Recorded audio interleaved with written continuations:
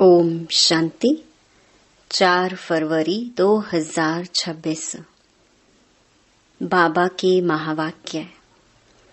मीठे बच्चे, संगम पर तुम्हें नई और निराली नॉलेज मिलती है। तुम जानते हो हम सब आत्माएं एक्टर्स हैं। एक का पार्ट न मिले दूसरे से। प्रश्न, माया पर जीत पाने के लिए तुम रूहानी योद्धों को, क्षत्रियों को कौन सी युक्ति मिली हुई है? उत्तर, हे रूहानी क्षत्रिय, तुम सदा श्रीमत पर चलते रहो। आत्म अभिमानी बन बाप को याद करो। रोज सवेरे सवेरे उठ याद में रहने का अभ्यास डालो तो माया पर विजय प्राप्त कर लेंगे। उल्टे सुलटे संकल्पों से बच जाएंगे। याद की मीठी युक्ति माया जीत बना देगी। गीत, जिसका साथी है भगवान। ओम शांति। यह मनुष्यों के बनाए हुए गीत हैं। इनका अर्थ कोई कुछ भी नहीं जानते। गीत भजन आदि गाते हैं, महिमा करते हैं भक्त लोग, परंतु जानते कुछ नहीं। महिमा बहुत करते हैं। तुम बच्चों को कोई महिमा नहीं करनी है। बच्चे बाप की कभी महिमा नहीं करते। बाप जानते हैं यह हमारे बच्चे हैं। बच्चे जानते हैं यह हमारा बाबा है। अभी यह बेहद की बात है, फिर भी सब बेहद के बाप को याद करते हैं। अब तक भी याद करते रहते हैं। भगवान को कहते हैं, हे बाबा। इनका नाम शिव बाबा है। जैसे हम आत्माएं हैं वैसे शिव बाबा है। वह है परम आत्मा, जिसको सुप्रीम कहा जाता है। उनके हम बच्चे हैं। उनको सुप्रीम सोल कहा जाता है। उनका निवास स्थान कहाँ है? परम धाम में। सब सोल्स वहां रहती हैं। एक्टर्स ही सोल्स हैं। तुम जानते हो नाटक में एक्टर्स नंबर वार होते हैं।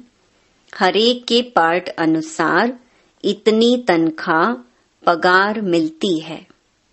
सब आत्माएं जो वहां रहती हैं सब पार्टधारी हैं, परंतु नंबर वार सबको पार्ट मिला हुआ है। रूहानी बाप बैठ समझाते हैं कि रूहों में कैसे अविनाशी पार्ट नूंधा हुआ है। सब रूहों का पार्ट एक जैसा नहीं हो सकता। सब में ताकत एक जैसी नहीं। तुम जानते हो कि सबसे अच्छा पार्ट उनका है जो पहले शिव की रुद्रमाला में है। नाटक में जो बहुत अच्छे अच्छे एक्टर्स होते हैं उनकी कितनी महिमा होती है। सिर्फ उनको देखने लिए भी लोग जाते हैं। तो यह बेहद का ड्रामा है। इस बेहद के ड्रामा में भी ऊंच एक बाप है। ऊंचते ऊंच एक्टर, क्रिएटर, डायरेक्टर भी कहें। वह सब हैं हद के एक्टर्स, डायरेक्टर्स आदि। उनको अपना छोटा पार्ट मिला हुआ है। पार्ट आत्मा बजाती है, परंतु देह अभिमान के कारण कह देते कि मनुष्य का ऐसा पार्ट है। बाप कहते पार्ट सारा आत्मा का है। आत्म अभिमानी बनना पड़ता है। बाप ने समझाया है कि सतयुग में आत्म अभिमानी होते हैं। बाप को नहीं जानते। यहाँ कलयुग में तो आत्म अभिमानी भी नहीं और बाप को भी नहीं जानते। अभी तुम आत्म अभिमानी बनते हो, बाप को भी जानते हो। तुम ब्राह्मणों को निराली नॉलेज मिलती है। तुम आत्मा को जान गए हो कि हम सब आत्माएं एक्टर्स हैं। सबको पार्ट मिला हुआ है जो एक न मिले दूसरे से। वह पार्ट सारा आत्मा में है। यूं तो जो नाटक बनाते हैं वह भी पार्ट आत्मा ही धारण करती है। अच्छा पार्ट भी आत्मा ही लेती है। आत्मा ही कहती है मैं गवर्नर हूँ, फलाना हूँ, परंतु आत्म अभिमानी नहीं बनते। सतयुग में समझेंगे कि मैं आत्मा हूँ, एक शरीर छोड़ दूसरा लेना है। परमात्मा को वहां कोई नहीं जानते। इस समय तुम सब कुछ जानते हो। शूद्रों और देवताओं से तुम ब्राह्मण उत्तम हो। इतने ढेर ब्राह्मण कहाँ से आएंगे जो बनेंगे? लाखों आते हैं प्रदर्शनी में। जिसने अच्छी तरह समझा, ज्ञान सुना, वह प्रजा बन गए। एक एक राजा की प्रजा बहुत होती है। तुम प्रजा बहुत बना रहे हो।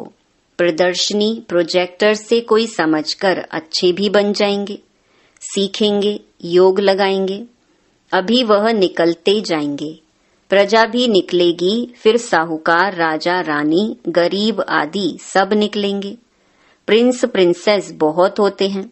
सतयुग से त्रेता तक प्रिंस प्रिंसेस बनते हैं।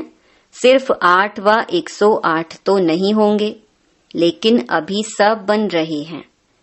तुम सर्विस करते रहते हो, यह भी नथिंग न्यू। तुमने कोई फंक्शन किया, यह भी नई बात नहीं। अनेक बार किया है, फिर संगम पर यही धंधा करेंगे और क्या करेंगे? बाप आएंगे पतितों को पावन बनाने। इसको कहा जाता है वर्ल्ड की हिस्ट्री ज्योग्राफी। नंबरवार तो हर बात में होता ही है। तुम्हारे में जो अच्छा भाषण करते हैं तो सब कहेंगे कि इसने बहुत अच्छा भाषण किया। दूसरे का सुनेंगे तो भी कहेंगे कि पहले वाले अच्छा समझाते थे। तीसरे फिर उनसे तीखे होंगे तो कहेंगे यह उनसे भी तीखे हैं। हर बात में पुरुषार्थ करना होता है कि हम उनसे ऊपर जाएं। होशियार जो होते हैं वह झट हाथ उठाएंगे भाषण करने लिए। तुम सब पुरुषार्थी हो, आगे चल मेल ट्रेन बन जाएंगे। जैसे मम्मा स्पेशल मेल ट्रेन थी। बाबा का तो पता नहीं पड़ेगा क्योंकि दोनों इकट्ठे हैं। तुम समझ नहीं सकेंगे कि कौन कहते हैं। तुम सदैव समझो कि शिव बाबा समझाते हैं। बाप और दादा दोनों जानते हैं, परंतु वह अंतर्यामी है। बाहर से कहते हैं यह तो बहुत होशियार है। बाप भी महिमा सुन खुश होते हैं। लौकिक बाप का भी कोई बच्चा अच्छी तरह पढ़कर ऊंच पद पाता है तो बाप समझाते हैं कि यह बच्चा अच्छा नाम निकालेगा। यह भी समझते हैं कि फलाना बच्चा इस रूहानी सर्विस में होशियार है। मुख्य तो भाषण है, किसको बाप का संदेश देना, समझाना। बाबा ने मिसाल भी बताया था कि किसको 5 बच्चे थे तो कोई ने पूछा कि तुमको कितने बच्चे हैं, तो बोला कि 2 बच्चे हैं। कहा कि तुमको तो 5 बच्चे हैं। कहा सपूत 2 हैं। यहाँ भी ऐसे हैं, बच्चे तो बहुत हैं। बाप कहेंगे कि यह डॉक्टर निर्मला बच्ची बहुत अच्छी है। बहुत प्रेम से लौकिक बाप को समझाए सेंटर खुलवा दिया है। यह भारत की सर्विस है। तुम भारत को स्वर्ग बनाते हो। इस भारत को नरक रावण ने बनाया। एक सीता कैद में नहीं थी, लेकिन तुम सीताएं रावण की कैद में थी। बाकी शास्त्रों में सब दंत कथाएं हैं। यह भक्ति मार्ग भी ड्रामा में है। तुम जानते हो सतयुग से लेकर जो पास हुआ वह रिपीट होगा। आपे ही पूज्य, आपे ही पुजारी बनते हैं। बाप कहते हैं मुझे आकर पुजारी से पूज्य बनाना है। पहले गोल्डन एजेड, फिर आयरन एजेड बनना है। सतयुग में सूर्यवंशी लक्ष्मी नारायण का राज्य था। राम राज्य तो चंद्रवंशी था। इस समय तुम सब रूहानी क्षत्रिय योद्धे हो। लड़ाई के मैदान में आने वाले को क्षत्रिय कहा जाता है। तुम हो रूहानी क्षत्रिय, बाकी वह हैं जिस्मानी क्षत्रिय। उनको कहा जाता है बाहुबल से लड़ना झगड़ना। शुरू में मल्ल युद्ध होती थी बाहों आदि से, आपस में लड़ते थे फिर विजय को पाते थे। अभी तो देखो बॉम्ब्स आदि बने हुए हैं। तुम भी क्षत्रिय हो, वह भी क्षत्रिय हैं। तुम माया पर जीत पाते हो, श्रीमत पर चल। तुम हो रूहानी क्षत्रिय। रूहें ही सब कुछ कर रही हैं इन शरीर की कर्मेंद्रियों द्वारा। रूह को बाप आकर सिखलाते हैं, बच्चे मुझे याद करने से फिर माया खाएगी नहीं। तुम्हारे विकर्म विनाश होंगे और तुमको उल्टा सुल्टा संकल्प नहीं आएगा। बाप को याद करने से खुशी भी रहेगी। इसीलिए बाप समझाते हैं कि सवेरे उठकर अभ्यास करो। बाबा आप कितने मीठे हो, आत्मा कहती है बाबा। बाप ने पहचान दी है, मैं तुम्हारा बाप हूँ। तुमको सृष्टि के आदि मध्य अंत का नॉलेज सुनाने आया हूँ। यह मनुष्य सृष्टि का उल्टा झाड़ है। यह वैरायटी धर्मों की मनुष्य सृष्टि है। इसको कहा जाता है विराट लीला। बाप ने समझाया है कि इस मनुष्य झाड़ का मैं बीज रूप हूँ। मुझे याद करते हैं, कोई किस झाड़ का है, कोई किस झाड़ का, फिर नंबर वार निकलते हैं। यह ड्रामा बना हुआ है। कहावत है कि फलाने ने धर्म स्थापक पैगंबर को भेजा, परंतु वहां से भेजते नहीं हैं। यह ड्रामा अनुसार रिपीट होता है। यह एक ही है जो धर्म और राजधानी स्थापन कर रहे हैं। यह दुनिया में कोई भी नहीं जानते। अभी है संगम, विनाश की ज्वाला प्रज्वलित होनी है। यह है शिव बाबा का ज्ञान यज्ञ। उन्होंने रुद्र नाम रख दिया है। प्रजापिता ब्रह्मा द्वारा तुम ब्राह्मण पैदा हुए हो। तुम ऊंच ठहरे ना, पीछे और बिरादरियां निकलती हैं। वास्तव में तो सब ब्रह्मा के बच्चे हैं। ब्रह्मा को कहा जाता है ग्रेट ग्रेट ग्रैंड फादर। सिजरा है, पहले पहले ब्रह्मा ऊंच, फिर सिजरा निकलता है। कहते हैं भगवान सृष्टि कैसे रचते हैं? रचना तो है, जब वह पतित होते हैं तब उनको बुलाते हैं। वही आकर दुखी सृष्टि को सुखी बनाते हैं। इसीलिए बुलाते हैं बाबा, दुख हरता सुख करता आओ। नाम रखा है हरिद्वार। हरिद्वार अर्थात हरि का द्वार। वहां गंगा बहती है। समझते हैं हम गंगा में स्नान करने से हरि के द्वार चले जाएंगे, परंतु हरि का द्वार है कहाँ? वह फिर श्री कृष्ण को कह देते हैं, हरि का द्वार तो शिव बाबा है। दुख हरता सुख करता। पहले तुमको जाना है अपने घर। तुम बच्चों को अपने बाप का और घर का अभी मालूम पड़ा है। बाप की गद्दी थोड़ी ऊंची है, फूल है ऊपर में, फिर युगल दाना उससे नीचे, फिर है वैजयंती माला, सो विष्णु की माला।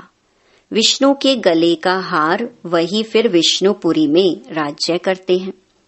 ब्राह्मणों की माला नहीं है, क्योंकि घड़ी घड़ी टूट पड़ते हैं।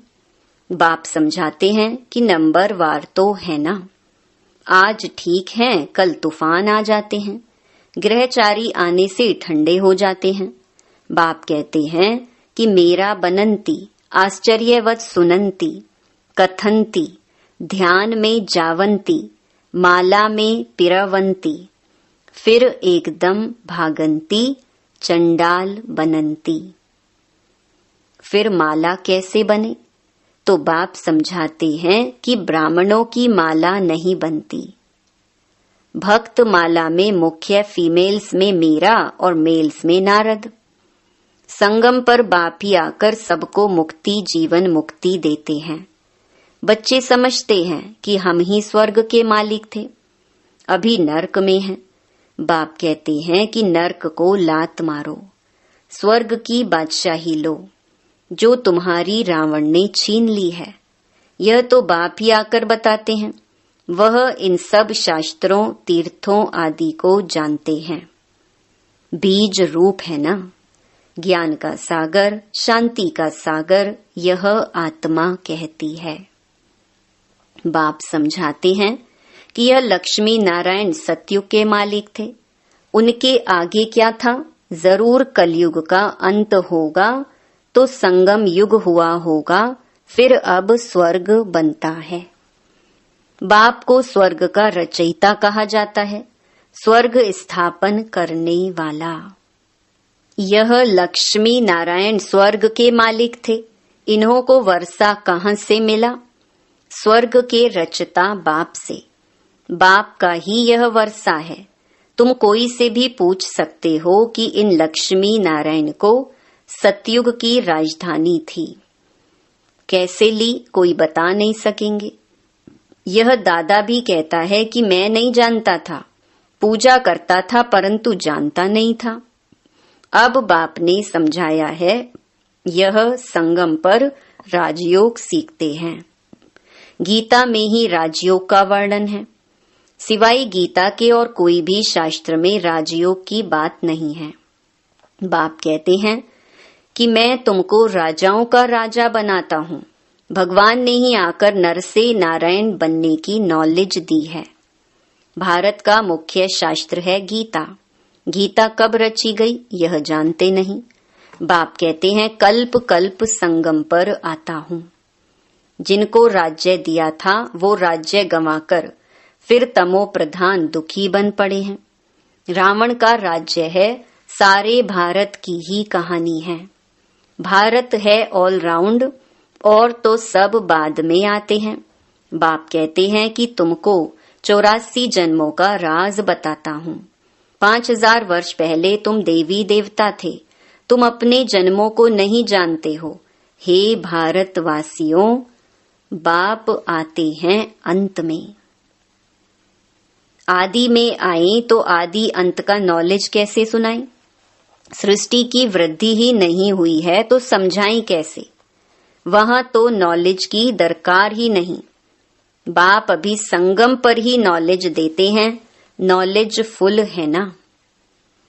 जरूर नॉलेज सुनाने अंत में आना पड़े। आदि में तुमको क्या सुनाएंगे? यह समझने की बातें हैं। भगवानुवाच कि मैं तुमको राजयोग सिखाता हूँ।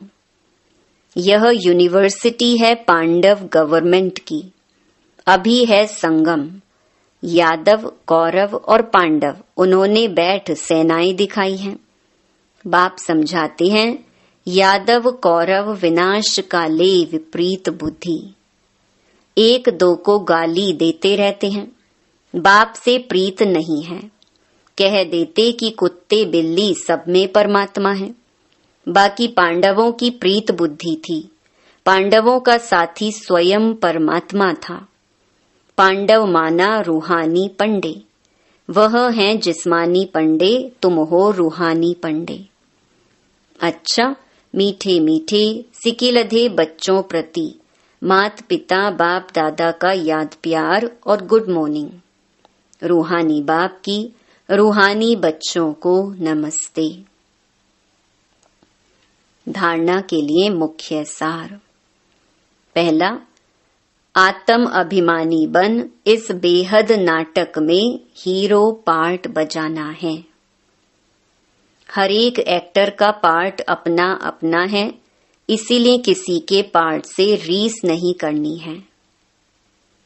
दूसरा, सवेरे सवेरे उठकर अपने आप से बातें करनी है। अभ्यास करना है, मैं इन शरीर की कर्मेंद्रियों से अलग हूँ। बाबा आप कितने मीठे हो। आप हमें सृष्टि के आदि मध्य अंत का ज्ञान देते हो। वरदान, बाप के संस्कारों को अपना निजी संस्कार बनाने वाले व्यर्थ व पुराने संस्कारों से मुक्त भव।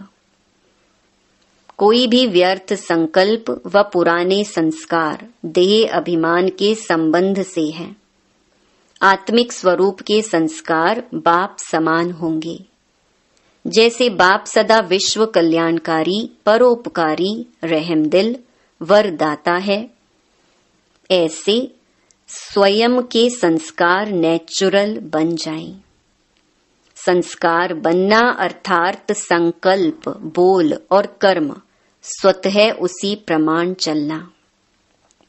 जीवन में संस्कार एक चाबी है जिससे स्वतः चलते रहते हैं, फिर मेहनत करने की जरूरत नहीं रहती। स्लोगन: आत्मिक स्थिति में स्थित रह, अपने रथ शरीर द्वारा कार्य कराने वाले ही सच्चे पुरुषार्थी हैं। ये अव्यक्त इशारे एकता और विश्वास की विशेषता द्वारा सफलता संपन्न बनो। जैसे बाप ने आप सबको कोने कोने से ढूंढकर निकाल लिया। अनेक वृक्षों की डालियां अब एक ही चंदन का वृक्ष हो गया।